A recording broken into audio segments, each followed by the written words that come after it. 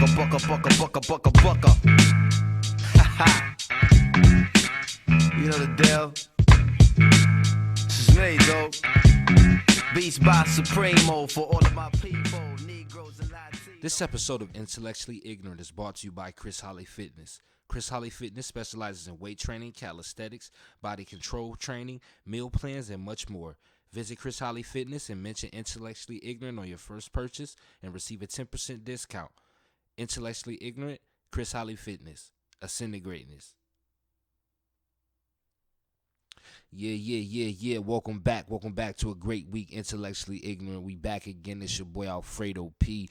Thanks everybody who came through listening on that BK Tidal Wave Brooklyn Report episode with my boy G Moody.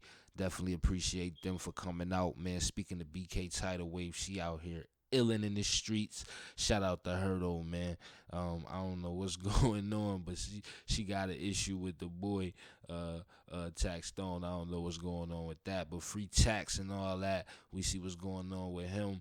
I'm very excited about this episode, man. We got a very prominent figure in our community stopping through, Mr. JayMorrisonXFredoP Morrison. If you're not familiar with the man of good faith, Mr. JayMorrisonXFredoP Morrison is a real estate monopoly investor, a multi-millionaire, entrepreneur, inspirational speaker, motivator, you know what I'm saying, former felon, sold drugs in multiple states, and definitely came from rags to riches, and definitely can put boys on and let us know how you can maneuver in this financial game, because we got to stop being financially illiterate, you know what I'm saying, and passing down that illiteracy to our children, and then they pass it down to their children. So hopefully today the man of good faith himself, Mr. Morrison, will drop some game on us. You know what I'm saying? He gonna give us some financial literacy, how to flip these houses, get this real estate popping, you know what I'm saying, because it's important, you know what I'm saying. We need financial literacy in our community. It's definitely lacking, and hopefully this interview will definitely open you up to some new options, you know what I mean, some new thought, and hopefully make a few of y'all some millionaires, man. It's been a crazy month, or it's been a crazy start to 2017. Bishop Eddie Long got up out of here a few days ago. I just want to get straight to it, man. Y'all need to stop bullshitting, man. Y'all know he did not die of cancer, man. If anybody ever seen somebody die of AIDS, or had somebody in their family die of AIDS, you know exactly what that process looked like, and you know that's exactly the process he was going through. Come on, man. We need to stop it, man. It's a term out there called cognitive dissonance, man, and y'all need to look that up. We as a people need to stop ignoring the facts, man. That man did not. What is aggressive cancer, man? Come on. Like y'all gonna keep going for the okie doke every time, man. Y'all know what's up with him. Y'all know what he was doing, but don't nobody want to say nothing, because we as a people, something is wrong with us. Like, we don't like to say the obvious, or say what's really on our mind, or what's really, you know what I'm saying, the truth. It'll be right in front of you, but we want to ignore it because of what? You know what I'm saying? We got to stop that, man. We got rape people have rapists in their family, but to act like he don't exist because they want to save face. What are y'all saving face for, man? Let's be real. Let's start being real with ourselves, and once we start being real with ourselves, we can be real with the people around us, man, because too many of us is living in a false reality, and that's what the problem is, man. Everybody want to be all peaches and cream, you know what I'm saying, when it's really sugar and shit, you know what I mean? So that's definitely something I had to get off my chest. Y'all know Bishop Eddie Long was out here long stroking them boys, man. Stop it, man. Y'all know what's up, man. Anyway, man, shout out to Steve Harvey, man. I don't know what's going on with you and your situation, man. You went from a prominent figure in the black community, I guess. You really didn't do nothing, as far as I know. So I really can't say you was prominent, because I really don't know what you did. But, I mean, you've been around, you know what I'm saying? But now you changed the tone on the Donald Trump situation, and I really don't understand how as black people fall for the okie doke every time. I don't get it, you know what I'm saying? Donald Trump supposedly wants to fix the inner city and talk about inner city issues and this and that. Why are you talking to comedians, NFL players, rappers? They don't. If you really wanted to change the condition of the inner city, why aren't you talking to community leaders? Why aren't you talking to people that create neighborhoods or invest in property? mayors, comptrollers of different inner cities? Why aren't you talking to the CAOs and the different boys and girls clubs? If you really wanted to make a difference, why are you talking to these people that have no experience and nothing to do with the inner city? That's my question. That's what I don't even understand. Just because they black and they entertainers, so you figure that, wait, well, they probably have a connection with the inner city, so let's put them on the platform, shake hands, and we'll get the black people on board. Like, man, we got to stop that, man. We got to start showing policy, or we not fucking with them, point blank, period, man. What you doing for us? We want to straight point out, point blank, period, or we not, you know what I mean? We not fucking with them, point blank, period. I don't care what politician, who it is, man. We got to stick to the guns, man. Y'all got to stop letting people bullshit y'all. And that's what the problem is. We let people bullshit us with dumbass terms like hope and change is gonna come, and man, fuck that. What are you doing for us? But you know what we as people got to do? We got to put that bag up, man. We got to come with that bag, and we got to, you know what I mean? That's how you get shit done in America. Don't nothing else matter. You can protest and scream all you want, man. You got to put that bag up, you know what I'm saying? So we definitely got to come with some type of pack next time, you know what I'm saying? Put it together and start locally, man. I believe your local is where you need to get involved with, and on the state level, and then take it to the state level once you get local established and things of that nature. You know what I'm saying? So definitely gotta get into that, man, and stop being fooled out here, man. Like the other day, I seen the hip hop presidential picture. You had Wale, Rick Ross, Swiss. Y'all probably seen it online. Everybody was in the White House, and it was like, this is such a powerful image. And I'm like, what was so powerful about this image, man? You know what I'm saying? Power is the ability to create, or the ability to define somebody else's reality. You know what I'm saying? We or shift the culture. You know what I'm saying? That's power. You know what I'm saying? What were they doing? You had at least $1 billion in that room at one time, and nobody did nothing. You know what I'm saying? Nobody invested in nothing. No schools was created, nothing like that. You know what I'm saying? I don't want to sound like the angry black dude, but I'm just saying, man, we got to, when rich, powerful white dudes come together, I guarantee you it's some money being exchanged, some businesses getting plotted. You know what I'm saying? Somebody is making a business deal along the lines that's going to affect their family, and the people around them. You know what I'm saying? Not just themselves. You know what I'm saying? So that's what I'm just saying. If the people that's really got it and that's really out here and talk about that change, and they in the White House and want to see all that, let's just stop coming together to play basketball and coon and take pictures and rap, and let's really build and put something together. You know what I'm saying? That's all I'm saying, man. It's Alfredo P. I don't want to rap to you too much, man. There's been a lot of shit going on, but I'm going to hop into this interview. We got Mr. Real Estate Morrison. It's Alfredo P. This is Intellectually Ignorant, and we out. Yeah. Welcome back to Intellectually Ignorant. We back in the building with Mr. Jay Morrison. And as Jay, can you just bring it back one more time? I know a lot of our listeners probably not familiar with your story and who you are, but Mr. Jay, real estate is a very important, productive member of our society that we need to listen to. We should all take notes and be very attentive. Mr. J, Real Estate, can you please give them a little background on you, sir? I know we were interrupted, but just to give them a brief overview of who you are and how you started out, because we know it wasn't always a smooth road for you. You had a few bumps and trials, as probably a lot of us and our listeners have. So if you could just give us a little update on who you are and what you bring. No problem, King. So I was just saying that to kind of condense the story is just that, I grew up in poverty. There were, in the 90s, I'm an 80s baby, and I started selling drugs at 15, dropped out of high school my junior year, and, became a full-time drug dealer, basically. And, I ended up being fortunate to go back to high school, to an alternative school for the bad kids, where I did graduate. But 4 days after I turned 18 years old, I was locked up in New York for a quarter kilo of coke and a loaded .38 handgun, and facing 3 years to life in prison. And I, ended up selling drugs for several more years. I would go to jail and serve time and come home and just be kind of rejuvenated in jail in regards to jail's not just a reform; it was criminal school. And Mm-hmm. so, from 15 to 25, hustling in the block and the streets is all I knew. End up, racking up 3 felonies in 3 different states. Served 2.5 years in 7 different prisons. Mm. And then one day in North New Jersey, when I was literally supplying the block with dope, with heroin, and that was like my hustle. I just had an epiphany one day in the morning, just looking at my life and just we were trying to see where I would imagine where I would be when I was 30, and I only could imagine myself being dead or in jail, and I just couldn't. I wasn't satisfied with that outcome. Like I wasn't cool with just a nice watch or a chain and a nice car, but yet I'm doing 10, 20 years in prison, or somebody popped me in the head. Mm-hmm. And I wanted a different outcome. And I also thought about my 7-year-old daughter at the time, and I wanted to be something that she could be proud of, and something that my mother could be proud of. And so I did what few do in the game. Prison didn't scare me. Federal investigations didn't, scare me and deter me. I had a lot of close calls in the streets.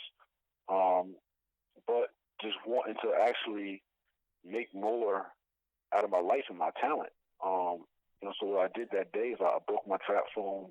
I gave the rest of my work away to my partner, and I left the streets and went full steam ahead into real estate. Mm-hmm. And as an investor, and not even like the way the story sounds, like, oh, you took your drug money into real estate. To be honest,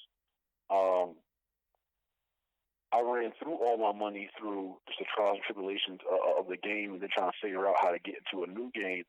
What I did learn is, as I started working for a mortgage company, and I got a real estate license, and I bought my, first property, then my second, first 2-family, a second 2-family, and as I just dove into the game, the real estate game, full steam. I started learning tricks of the trade, and after it took me a year to really figure it out. Like, I didn't even know how to send an email. I left the block. I had no corporate etiquette, no polished business professional skills. Right. But after about a year, probably about 9-10 months, I really caught the swing of it. Got a hang of the office, got a hang of the corporate culture, and just really started killing it. And you bought my first 3 houses, by 26. I had 6 houses by 27, and it made my first $1 million by 28. And continued to grow in the game and have worked my way, and have a lot of accomplishments in the industry. I've managed, owned, controlled, advised, all type of other stuff. Nearly $20 million in real estate.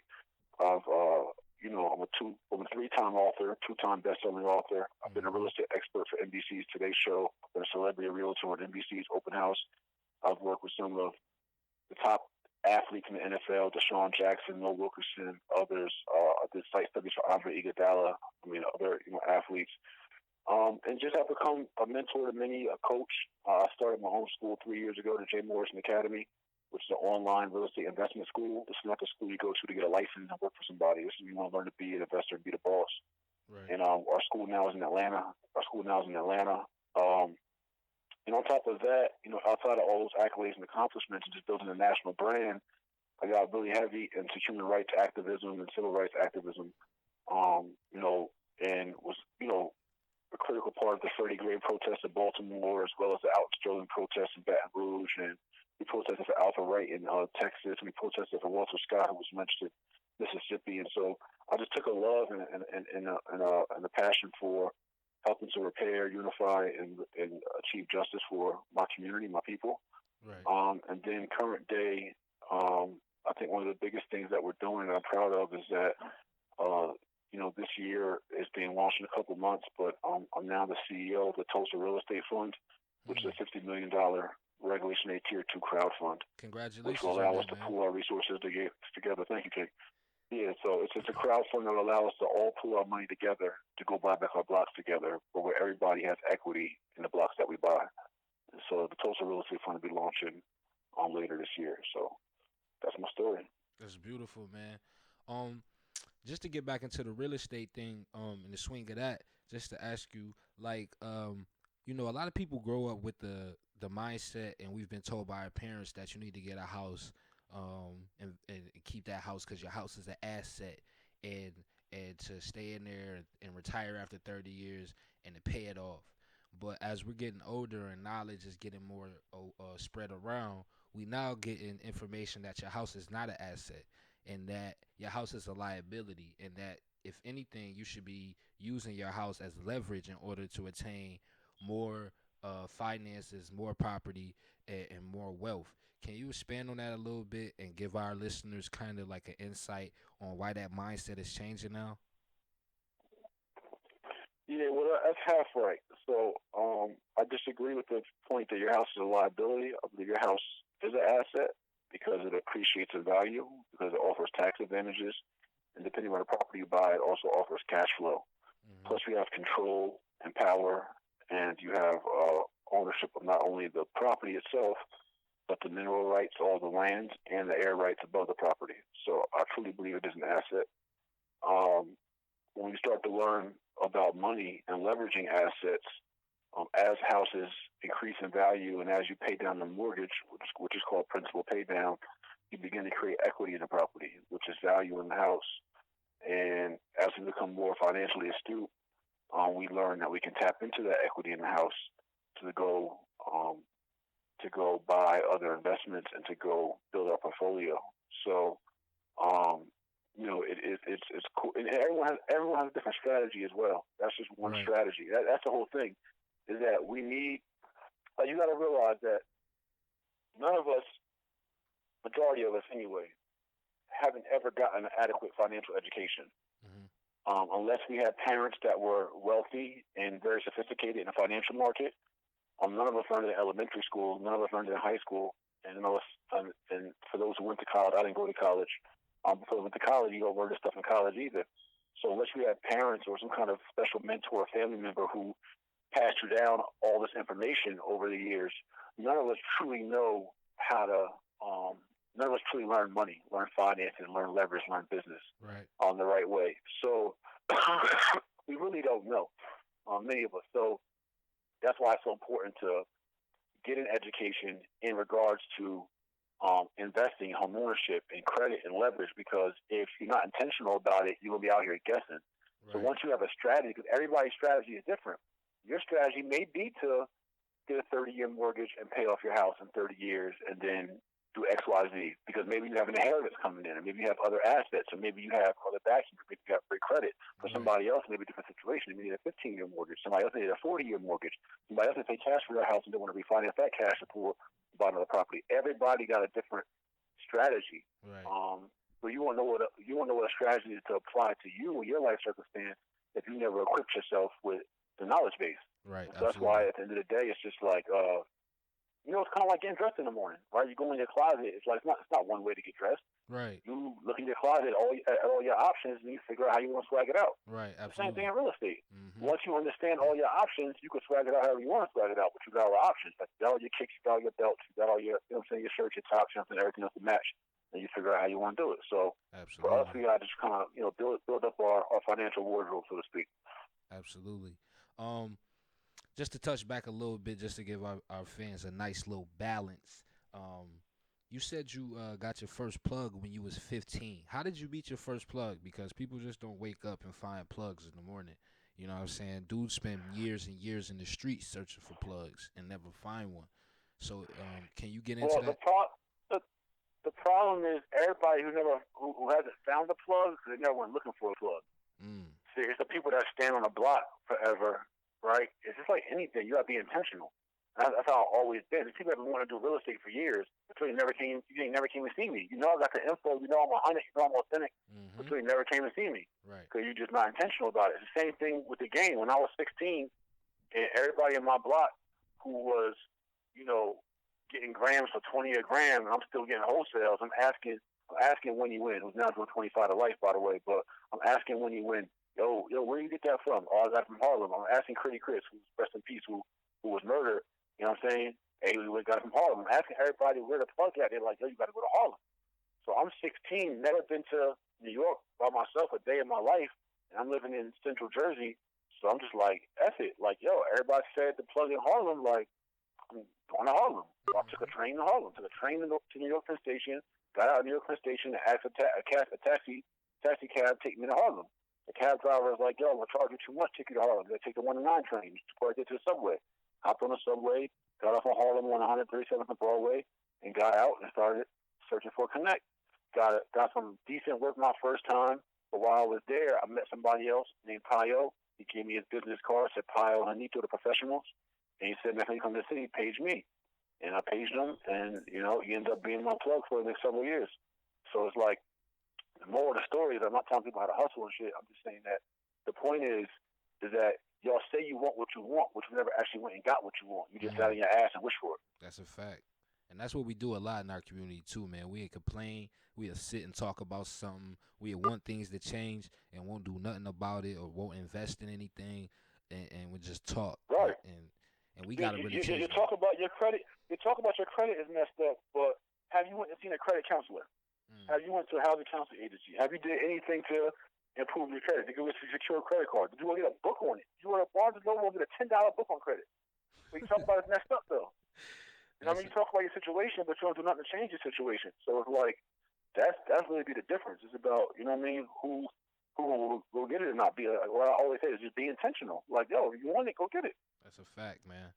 That's a fact. Can you give I know a lot of people that I've been listening to and definitely listening to you and doing some research on myself, trying to close in on a 4-unit multi-home complex or multi-house, however you want to call it, where you at. I know it's different names, a 4-unit whatever. Yeah, multi-family house. Multi-family housing.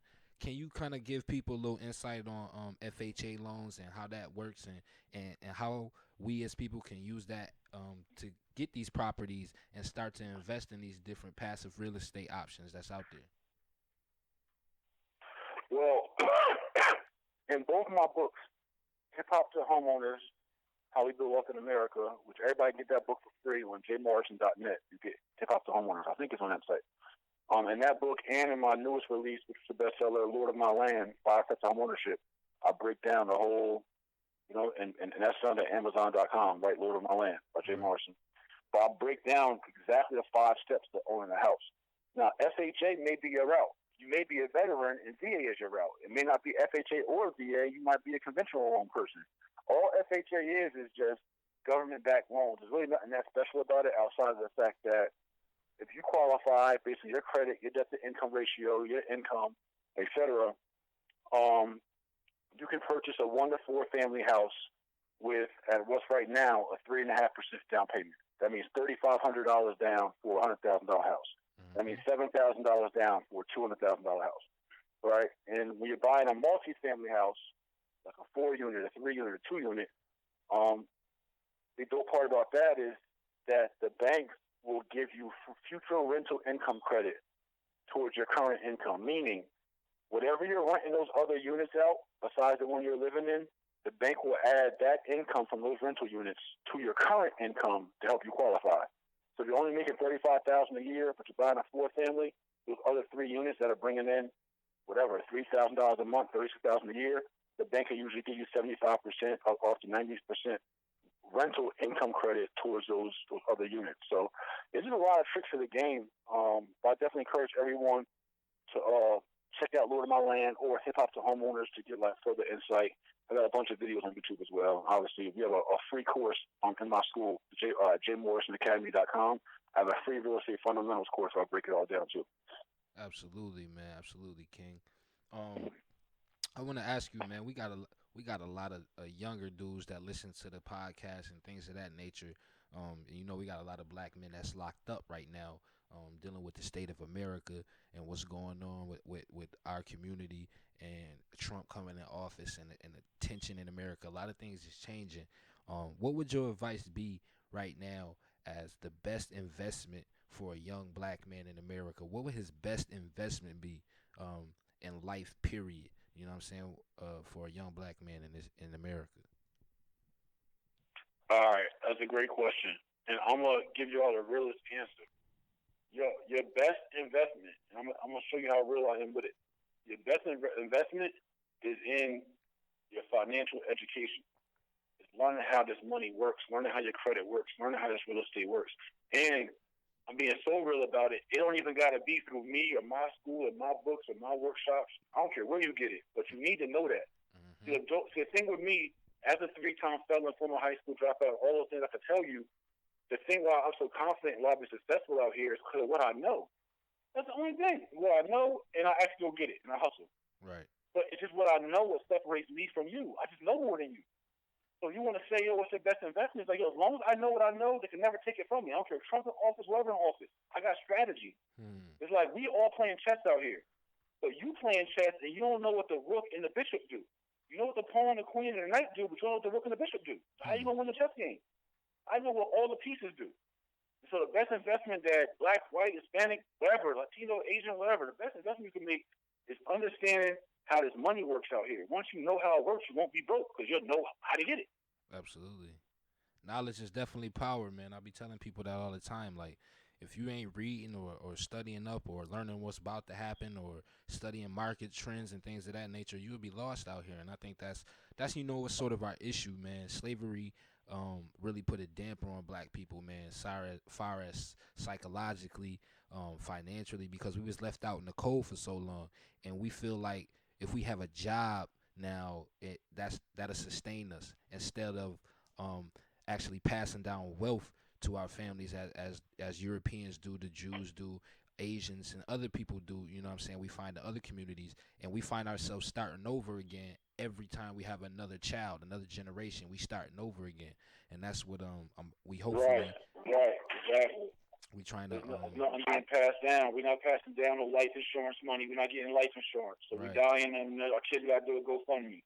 We're not taking care of our credit. We're not passing down no family assets. You're not passing down no house, no equity. Like, and you're right, you're putting them behind the 8 ball. The same thing with education, though. We're not even passing down the knowledge, so we don't know shit.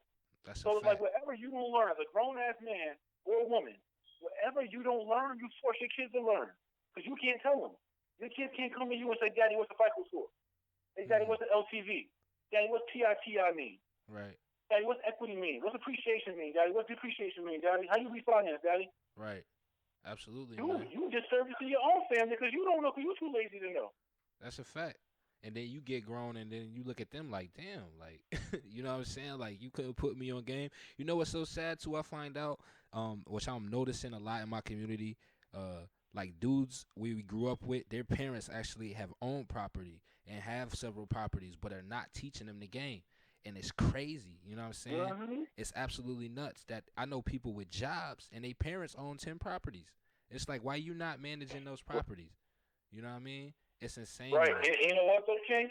That's twofold. I definitely blame the parents. I don't know why it's a lot of that. I know people, too, who come to me like, "Jay, I want you to teach me. My dad a real estate developer." I'm like, "Why you want me to teach you? Your dad know the shit." Right. But it's two things, though. It's two things to it, though. Two things to it. One is that the parents aren't doing their part, but the other thing is that a lot of times the kids or the family members aren't intentional to say, "Yo, Dad, sit me down. I want to learn this." Right. Absolutely. I ain't going nowhere teaching you. That's We're not being intentional. We just like have no conversation about it, huff and puff, and then just don't even do nothing. Like, so it's partly that, but I think it was Future said it best that if you're dead broke, it's your daddy's fault. Like, he ain't teach you what he's supposed to teach you. That's a fact. That's a fact, man. That's absolutely true, man. And we head into the end of this interview. I just want to ask you, man. We coming up. I know we are expecting a crash within the next few years. What would be your best advice for this upcoming real estate crash or economic crash and the change that's about to incur? What would be your best advice for investors or those looking to invest right now? I mean, it's really the same thing. It's like, regardless if the market crashes or not, I'm gonna say it ain't gonna change. Mm-hmm. That people always gonna need a place to live. That's a fact, man. Simple as that. People always need a place to live. And so if you own the roof to put over their head, they're gonna always need you. That's a fact. So even if you got a potential crash coming, which we don't know, the market can stabilize itself. They can do all type of tricky stuff with regulations and Trump in office, whatever. We don't know how it's gonna go, but nevertheless, it's like you can't go wrong with ownership, especially when you own from a position of being educated. And if you go wrong, you could buy something that don't make no sense because you ain't been educated. You just jerk yourself. But if you got the knowledge base, you got the education, you got the strategy, you'll win majority of the time. You're not guaranteed to miss the investment. That's just life. You know what I mean? You get hit walking down the street by a car, but you know what I mean? You give yourself the best shot. Absolutely, man. What's the deadliest situation you was in while you was in the streets?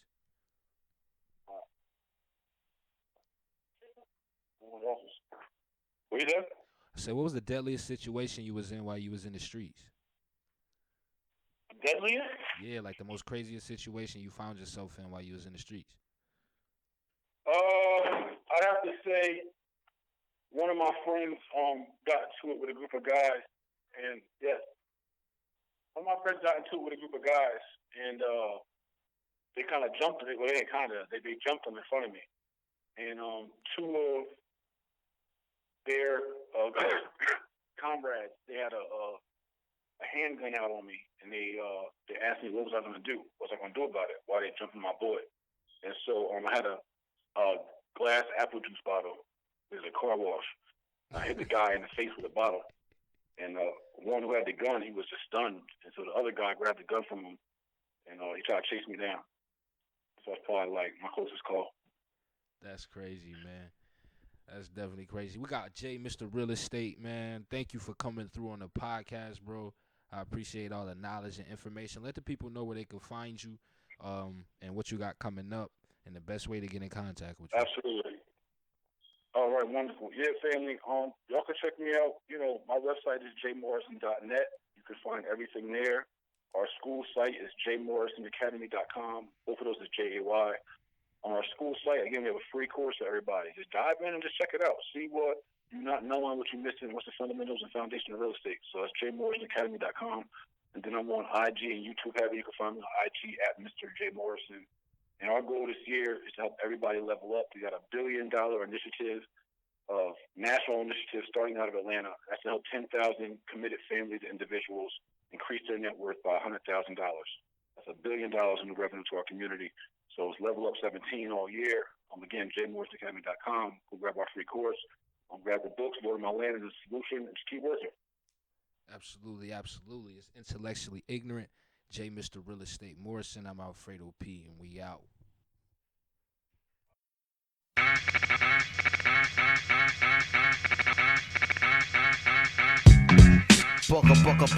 Bucka. Ha ha. You know the deal. This is me, though. Beats by Supremo for all of my people, Negroes and Latinos.